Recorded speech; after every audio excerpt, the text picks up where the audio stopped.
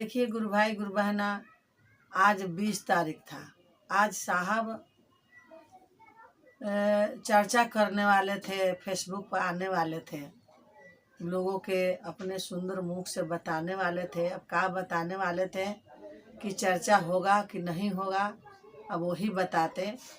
तो साहब का कुछ तबीयत गड़बड़ा जाने से मैसेज आया कि साहब अब 8 दिन के बाद अतवार के दिन 1 बजे से फिर अब अबरी अतवार के, ये अतवार न बाबरी अतवार के 8 दिन के बाद साहब अब फेसबुक पर आएंगे और का अपना सुनाएंगे, का फैसला लिए हैं, का निर्णय करेंगे।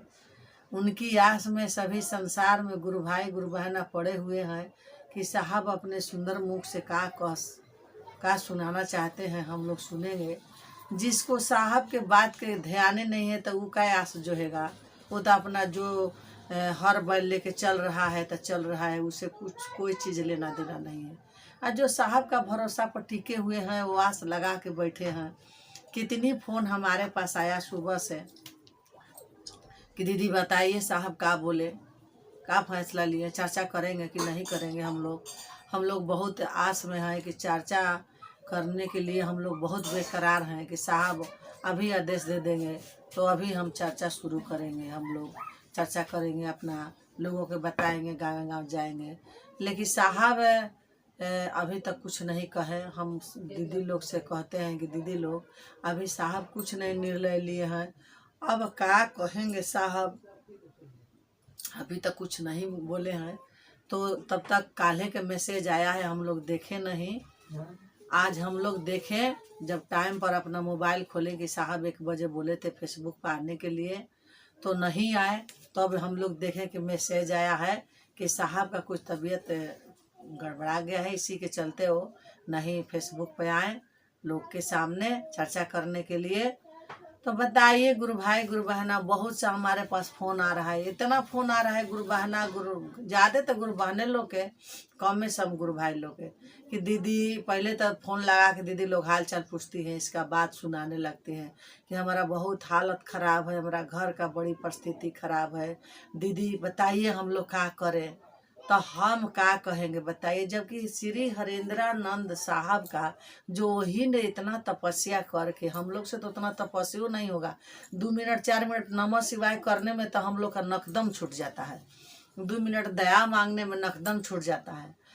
और ये रत रत भर कौन शमशान में तपस्या करेगा।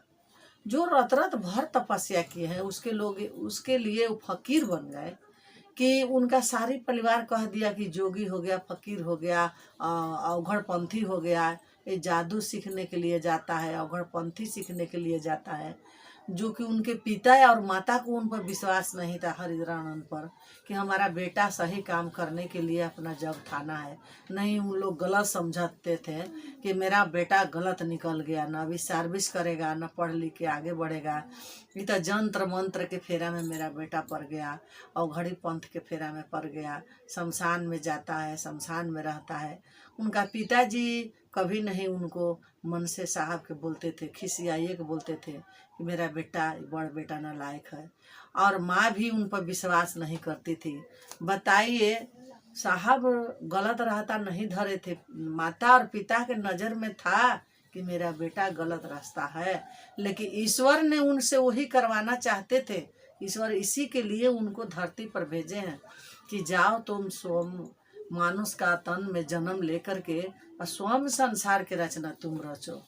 साहब ने धरती पर आए तो उनका सांसे प्राण नहीं था, 12 घंटा उनको लोग जो है कि अब प्राण पड़ जाएगा, अब प्राण पड़ जाएगा। जब उनमें कफन लगा तब जाके उनको प्राण पड़ा, और धरती पर उनको भगवान महादेव को लीला दिखाना था। जैसे कि समुद्र मथन देवी दुर्गा सभी लोग किए हैं, ऋषि मुनि लोग, जितना देवता हैं उतना देवता लोग मिल के और समुद्र मथन किए। उसी तरह से भगवान एक समुद्र, उन लोग समुद्र मथन किए थे। आज साहब यहाँ पूरा धरती आसमान को मथन करने के लिए धरती पर महादेव ने उनको जिंदा साबित किए, और जिंदा साबित करके और बोले कि जाओ तुम अपने गुरु के काम करो। तो देखो भाई बहन लोग, देखिए कि जब हमारा हरेंद्रानंद इतना भारी अफसर के बेटा थे और अफसर हैं, ICA अफसर हैं, बताइए अफसर हैं साहब, उनको पिताजी के विश्वास नहीं था कि मेरा बेटा कामयाब होगा, सर्विस करेगा, आगे बढ़ेगा, विश्वास नहीं था। लेकिन महादेव जानते थे कि आप पिता हैं, उनको जन्म दिए हैं, आप माता हैं, उनको जन्म दिए हैं, आप लोग का नहीं विश्वास है, लेकिन महादेव का टोटल विश्वास था कि हमने उनको धरती पर भेजे हैं दुनिया संसार को जागरूक करने के लिए, तो हम उनको धरती पर जिंदा करके भेजेंगे। तो देखिए आज साहब हरेंद्रानंद जो कि इतना पहुँचे हुए हैं कि सब कोई शाम के बैठ के कंप्यूटर TV में हाल चाल अपना सुनते हैं पूरा देश के। आज साहब अपने महादेव से पूरा संसार को हाल चाल लेते हैं और महादेव से अपना सारी दिल का बात कहते हैं। तो आप और हम उतना जब पहुँचिएगा तब न जी। आज घोषणा किए हैं, काल गुरु बहना लोग कहती है कि हमको कुछ दया नहीं है, हम इतना दिन से नमः शिवाय कर रहे हैं, दया मांग रहे हैं, मेरा घर में सुख शांति नहीं है, मेरा तबीयत ठीक नहीं है। बताइए गुरु बहना लोग, जब हमारे पास पैसा आया तो हम बाजार गए, और जब हमारे पास पैसा नहीं है तो बाजार के देखने के लिए नहीं गए। तो ये तो बात सही है कि बाजार देखने के लिए काहे के जाएंगे भाई, जब पैसे नहीं रहेगा। तो पैसवा के उम्मीद तो हम ही न करेंगे कि नहीं हमको पैसवा की ज़रूरत है रोज के, तो हमको उस पैसवा को जुगाड़ करना है। तो देखिए दीदी लोग, इसी तरह के अपना महादेव को नमन करने के लिए, दया मांगने के लिए तत्पर खड़ा रहना है और उसको भुलाना नहीं है। जैसे अपने परिवार को हम लोग याद करते हैं, वैसे अपने महादेव को याद करेंगे तो मेरा जीवन में दुख नहीं रहेगा, और दुख तो रहेगा भी। इसलिए काहे नहीं रहेगा कि हम शिव को गुरु, चाहे कोई के गुरु बनाए हैं, कोई किसी को बनाइएगा, छोड़ दीजिए शिव गुरु के, दूसरे गुरु के बनाइए, लेकिन दुखवा तो आपको साथ ही साथ जाएगा। ये दुखवा आपको पीछे छोड़ने वाला नहीं है। जो कर्म में हम लोग मांग के आए हैं वो साथे साथ जाएगा। लाख करिए चतुराई और ब्रह्मा के लिखल मिट न जाए। तो देखिए गुरु भाई गुरु बहना लोग, लाख चतुराई कीजिएगा, ईश्वर जो टाका मार दिए उनको मिटाने वाला कोई नहीं है। हम लोग धरती पर आए हैं तो दुख सुख जितना भी कर्तव्य कमाई उस युग में करके आए हैं। एक युग में तो हम लोग का भोग नहीं है। अगर सुख मांग के आए होते तो सुख करते, दुख मांग के आए हैं तो दुख तो करना ही है। चाहे शिव को गुरु बना लीजिए, चाहे पूरा ब्रह्मांड के गुरु बना लीजिए, लेकिन तो जो धरती पर आके हम लोग का भोगना है, भोगना ही है। अब चाहे शिव को गुरु बनाइए और चाहे मत बनाइए, चाहे अपना शरीर संकल्प कर दीजिए कि हे शिव गुरु, जब तक मेरा धरती पर जीवन रहेगा तब तक आपका चरण पर मेरा सिर रहेगा, और कभी नहीं प्राण जाए तो जाए बहुवचन ना जाए। हे ईश्वर, चाहे क्यों नहीं अपन प्राण ले ले मेरा, लेकिन आपको चरण मैं जिंदगी में कभी नहीं छोड़ूंगा। आप चाहे जो बुझाए वो कर दे, ये आपका फैसला है, हमरा इसमें फैसला कुछ नहीं है। हम तो आए हैं लीला, जैसे कि रामलीला होता है, ड्रामा वाला आते हैं, अपना ड्रामा दिखाते हैं और जाते हैं। उसी तरह के हम लोग के इस धरती पे आए हैं ड्रामा दिखाने के लिए, और ड्रामा दिखा करके अपना जहाँ जाना है अस्थिर जगह पर चला जाएंगे। तो इसी तरह का बताइए, विचार करिए कि साहब कितने दुख झेलते हैं, और साहब दुख झेलते हुए भी और अपना गुरु के कार्य नहीं छोड़ते हैं। कहते हैं कि काहे छोड़ेंगे भाई, अरे कौन कहता है कि जब हम साहब के शिव को गुरु बनाना छोड़ देंगे, दूसरे दिन राह धर लेंगे तो हमको सुख मिलेगा। आ क्या जाना हम ई रहिया छोड़ करके दूसरा राह घबरा के धरे, और वो रहिया में हमारा गोड़ टूट गया, कपार फाट गया, मेरा प्राणे छूट गया, तो क्या करेंगे। तेकरा खातिर जो गुरु का राह है और अपना शिव गुरु भजत चल, आ रहिया चलत चल, कबो तक गुरु लहे पार, जीवन में सबर रख।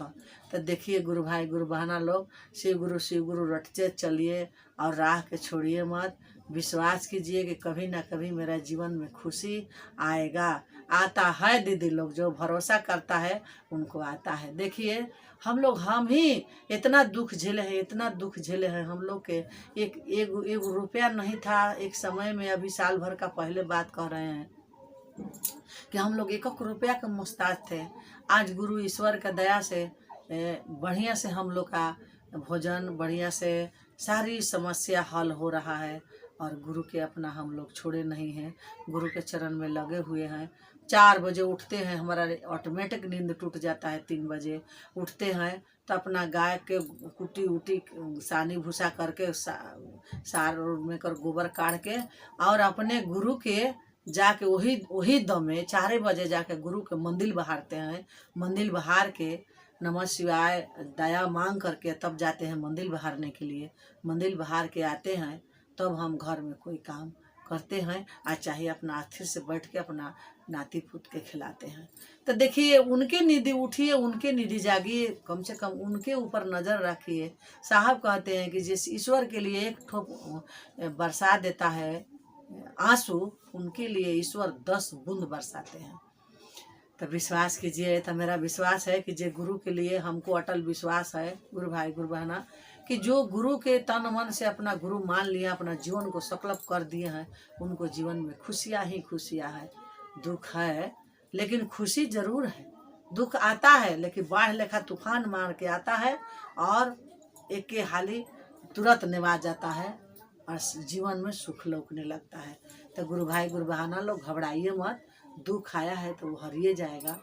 घबरा के शिव को गुरु माने हैं तब कहिएगा कि हमारा शिव गुरु सब कुछ हार ले। कैसे हार लेंगे? जो हारने वाला होगा वही ना हारेंगे।